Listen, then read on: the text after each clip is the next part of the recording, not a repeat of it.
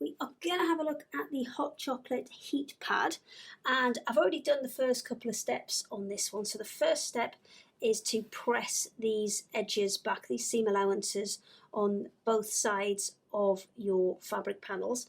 Now this is really just so that the fabric has a little bit of a memory, so when you turn it right side out it's going to make it easier to top stitch later. Also I've pinned it together all the way around because we're going to sew a U shape down each side and across the bottom, leaving this top edge open because we'll need that open to put the filling in. Now it's been sewn around the edge, the next step is to just clip these corners off. Now you don't want to go too close to that edge because obviously it's going to get quite a lot of use being in and out of the microwave and being just heated up and cooled down. So clip those off, and then we're going to turn it right side out. Oh, didn't do the other side, there we go. So I'm back from the ironing board, the corners have been cut off and it's all been turned right side out.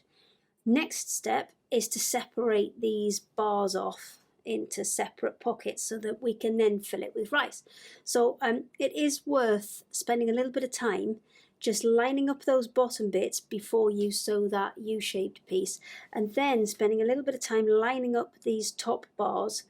So again, they're absolutely perfect, because although this project isn't terribly complex, it really does test your accuracy in sewing, because if you're dead accurate, your bars come out perfectly like that.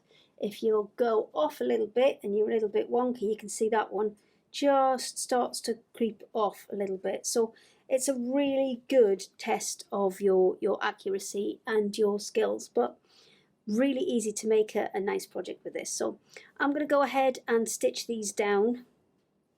I'm going to use a black thread so you can see it on camera, but you can use whatever colour you think matches best. So we're in the last couple of steps of the hot chocolate heat pad now, and all of those pockets are complete, so now it's time to put some filling in them. So in terms of filling, I've got rice here, but you can use wheat as well. They are the two that we'd recommend, and they need to be dry grains. You can't use anything that is pre-cooked or part cooked or anything like that. So you're going to take your rice and you're going to fill the pocket. Now don't overfill these, and I do recommend that you get a little jug or something, because that will really help you to do these a little bit more easily. But you want to put, I would say, a kilo of rice should do the whole, all 6. So you want to kind of divide that down. It's sort of a 160-ish grams in each of those pouches if you're going to weigh it out. So you can go ahead, get that complete, and then once you've got all of that rice in there, I'm going to top stitch this top edge shut. Now what I would recommend for this, to give a really nice finished effect, is for each of the different coloured bars of chocolate, if you use a coordinating thread, then again that's just going to give you that kind of extra added feature. Okay, so I've just paused what I was doing here just so I can show you 3 really good tips for top stitching the top of your hot chocolate heat pad. So the first is plenty of pins. I've got loads and loads of pins in here, because what you don't want is any grains of rice or wheat escaping and going down into the workings of your machine.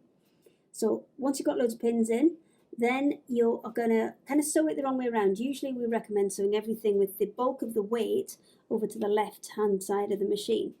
Because you've got a kilo of rice or wheat in here now, it makes it really heavy. So I've actually gone and pushed everything over to the right hand side of the machine to make sure that that weight has got support and it's not pulling my stitches over. And the last thing is, I would say start in the middle, because obviously you've got them already set into little separate pockets, but by starting in the middle, you're not going to put a huge amount of pressure on your machine to get through those 4 layers at a corner to start off. And it's just going to give you a much smoother stitch, especially with that additional weight in there. And if you want to go even further, you can kind of top stitch some of these gaps between the chunks of chocolate in as well, but you'll have to do that once your rice is in, and just by kind of pushing it out of the way, stitching, and then manoeuvring it back into those little pockets. So that's your hot chocolate heat pad. I hope you enjoy this project, and check out lots more of our other projects on our Craft Yourself Silly YouTube channel.